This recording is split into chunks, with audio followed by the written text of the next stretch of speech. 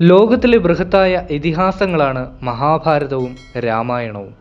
ത്രേതായുഗത്തിൻ്റെയും ദ്വാപരയുഗത്തിൻ്റെയും പ്രൗഢിയും സംസ്കാരവും ഭാഷയും യുദ്ധങ്ങളും അങ്ങനെ ഏറെ കാര്യങ്ങൾ മുന്നോട്ട് വച്ചുകൊണ്ട് വ്യാസനും വാത്മീകിയും നമ്മളിലേക്കെത്തിച്ച ഇതിഹാസമാണ് മഹാഭാരതം അല്ലെങ്കിൽ രാമായണം. പ്രശസ്തി ആർജിച്ച രാജാക്കന്മാരുടെയും ദുഷ്ടന്മാരെ നിഗ്രഹിച്ച വീരന്മാരുടെയും ചരിത്രങ്ങൾ നാം ഇതിലൂടെ മനസ്സിലാക്കി. പ്രധാനമായും രാമരാവണ യുദ്ധമാണ് രാമായണത്തിലെങ്കിൽ കുരുക്ഷേത്ര യുദ്ധമാണ് മഹാഭാരതത്തിൽ. ഇപ്രകാരം ഇരു ഇതിഹാസങ്ങളിലും യുദ്ധങ്ങളെപ്പറ്റിയും യുദ്ധ നേട്ടങ്ങളെപ്പറ്റിയും ഏറെ എടുത്തു കാണിക്കുന്നു. ഈ യുദ്ധ നേട്ടങ്ങൾ കൈവരിക്കാൻ സഹായിച്ച ധാരാളം അസ്ത്രശസ്ത്രങ്ങളെപ്പറ്റിയും ഇരു ഇതിഹാസങ്ങളിലും എടുത്തു പറയുന്നുണ്ട്. ഇന്ന് രാമായണത്തിലും മഹാഭാരതത്തിലുമായി രേഖപ്പെടുത്തിയിരിക്കുന്ന ബ്രഹ്മാസ്ത്രത്തെ പറ്റിയാണ് എൻ്റെ ടോപ്പിക്. ഏവർക്കും ഏൻഷ്യൻ സ്റ്റോറീസ് എന്ന എൻ്റെ ചാനലിലേക്ക് സ്വാഗതം. പ്രപഞ്ച സൃഷ്ടാവായ ബ്രഹ്മാവിനാൽ നിർമ്മിതമായ അസ്ത്രമാണ് ബ്രഹ്മാസ്ത്രം.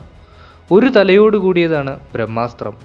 ഐതിഹ്യപ്രകാരം വളരെ കുറച്ചു പേർക്ക് മാത്രമാണ് ബ്രഹ്മാസ്ത്രം ഉപയോഗിക്കാനുള്ള സിദ്ധി ലഭിച്ചിരിക്കുന്നത്. പരശുരാമൻ, ശ്രീരാമൻ, ഇന്ദ്രജിത്ത്, ഭീഷ്മാചാര്യർ, ദ്രോണാചാര്യർ, കർണൻ, അർജുനൻ, അശ്വത്ഥാമാവ്, ലക്ഷ്മണൻ തുടങ്ങിയവർ. ബ്രഹ്മാസ്ത്രം ഉപയോഗിച്ചു കഴിഞ്ഞാൽ ഉഗ്രമായ അഗ്നിഗോളത്തെ സൃഷ്ടിച്ചുകൊണ്ട് ഭീതിജന്യമായ ജ്വാലകൾ അതിൽ നിന്നും പുറപ്പെടും. മരങ്ങളും സമുദ്രങ്ങളും സർവചരാചരങ്ങളും വെട്ടിവിറയ്ക്കുവാൻ തുടങ്ങും. ആകാശം കത്തിജ്വലിക്കുകയും ഇപ്രകാരം വലിയൊരു പ്രകമ്പനത്തോടുകൂടി ഭൂമിയിലേക്ക് പതിക്കുമെന്നുമാണ് പറയപ്പെടുന്നത്. ബ്രഹ്മാസ്ത്രങ്ങൾ പലവിധമാണ്, അതായത് അതിൻ്റെ ശക്തികൾ അനുസരിച്ച്. വ്യക്തികളെ നശിപ്പിക്കാൻ ഉദ്ദേശമുള്ളതാണ് ബ്രഹ്മാസ്ത്രം. എന്നാൽ ഇതിൻ്റെ ശക്തി കൂടിയ വകഭേദമായ ബ്രഹ്മശിരാസ്ത്രം നശീകരണ സ്വഭാവം ഏറെ കൂടുതലുള്ളവയാണ്. പാണ്ഡവരുടെ വംശത്തെ ഇല്ലാതാക്കുവാൻ അശ്വത്ഥാമാവ് ഉത്തരയുടെ ഗർഭത്തിലേക്ക് തൊടുക്കുന്നത് ഈ ഒരു അസ്ത്രമാണ്. എന്നാൽ ഭഗവാൻ ശ്രീകൃഷ്ണന്റെ സാന്നിധ്യത്താൽ പാണ്ഡവ വംശം സംരക്ഷിക്കപ്പെടുകയാണ് ഉണ്ടായത്. ബ്രഹ്മാസ്ത്രത്തേക്കാൾ 4 മടങ്ങാണ് ബ്രഹ്മശിരയുടെ ശേഷി. കൂടാതെ ഇതിൽ നിന്നെല്ലാം രക്ഷ നേടുന്ന ബ്രഹ്മദണ്ഡിനെ പറ്റിയും പുരാണങ്ങളിൽ പരാമർശമുണ്ട്. ഇതും ബ്രഹ്മാവിനാൽ നിർമ്മിതമാണ് എന്ന് പറയപ്പെടുന്നു. രാമായണത്തിൽ വിശ്വാമിത്രൻ മഹർഷിയാകുന്നതിനു മുമ്പ് ഏറെ കീർത്തി കേട്ട ഒരു രാജാവായിരുന്നു. കൗശികൻ എന്നായിരുന്നു അദ്ദേഹത്തിൻ്റെ അന്നത്തെ നാമം. വസിഷ്ഠ മഹർഷിയുമായി ദേഷ്യത്തിലായ കൗശികൻ ബ്രഹ്മാസ്ത്രം വസിഷ്ഠന് നേർക്ക് പ്രയോഗിച്ചു. എന്നാൽ അതീവ ബുദ്ധിമാനായ വസിഷ്ഠ മഹർഷി ബ്രഹ്മാസ്ത്രത്തെ തടുക്കുവാനായി ബ്രഹ്മദണ്ഡ് പ്രയോഗിക്കുകയും അതിനെ നിർവീര്യമാക്കുകയും ചെയ്തു. അപ്രകാരം ബ്രഹ്മദണ്ഡിൻ്റെ ശക്തി അതിലൂടെ അദ്ദേഹം കാട്ടിക്കൊടുക്കുകയും ചെയ്തു.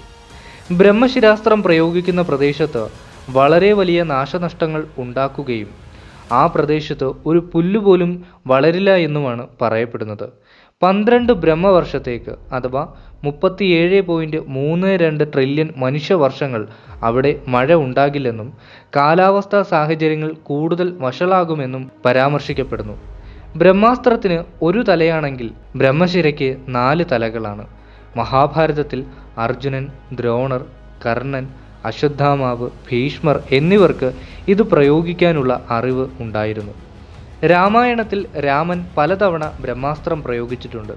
ഒരിക്കൽ സീതയെ ഉപദ്രവിച്ച ജയന്തനെതിരെയും അവസാന ഏറ്റുമുട്ടലിൽ മാരീചനെതിരെയും ഒടുവിൽ രാവണനെയും ബ്രഹ്മാസ്ത്രം ഉപയോഗിച്ചാണ് വധിക്കുന്നത്. രാമരാവണ യുദ്ധം ആരംഭിക്കുന്നതിന് മുമ്പായി രാമസൈന്യത്തിന് ലങ്കയിലെത്തുവാൻ രാമസേതു നിർമ്മിക്കുവാൻ വരുണനെ രാമൻ പ്രാർത്ഥിച്ചു. എന്നാൽ ദിവസങ്ങളോളം പ്രാർത്ഥിച്ചിട്ടും പ്രത്യക്ഷനാകാത്ത വരുണന് നേർക്ക് രാമൻ ബ്രഹ്മാസ്ത്രം പ്രയോഗിക്കുവാൻ തുനിഞ്ഞു. എന്നാൽ അപ്പോൾ തന്നെ വരുണൻ പ്രത്യക്ഷനായി രാമനെ സഹായിക്കാമെന്നുള്ള വാഗ്ദാനം നൽകുകയും ചെയ്തു. കൂടാതെ ഇന്ദ്രജിത്ത് ഹനുമാന് നേർക്ക് പ്രയോഗിക്കുന്നതും ഈ ഒരു അസ്ത്രമാണ്.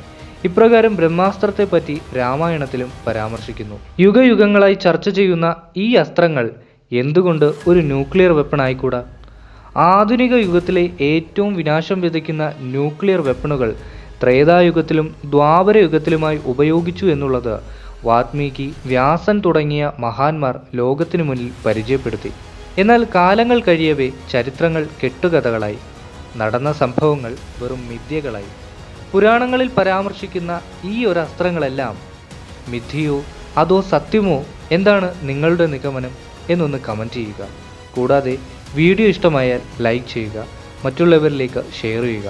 കൂടാതെ ഇനിയും ഇതുപോലുള്ള വീഡിയോകൾക്കായി ചാനൽ സബ്സ്ക്രൈബ് ചെയ്ത് സപ്പോർട്ട് ചെയ്യുക.